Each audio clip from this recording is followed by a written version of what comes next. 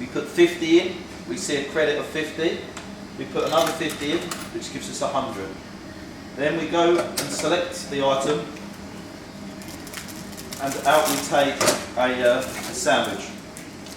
Now I'm going to try the machine with note reader, and I would like a cake to go with my sandwich.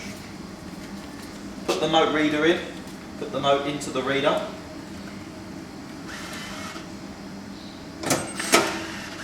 The price is 10, I'll put 5 in, so I'm going to need to put another 5 in. There we go. Credit 10, price of the item is 10. Credit 10, unlocked. There we go. Now another item.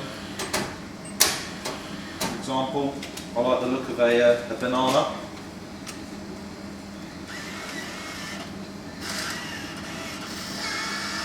Price of banana is free, so I'll do that. Price is free, so I need to put another couple of notes in.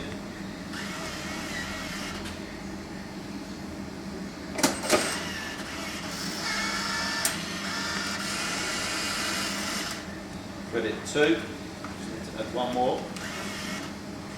There's 3, credit 3. I want to select the banana, so the machine is now processing it.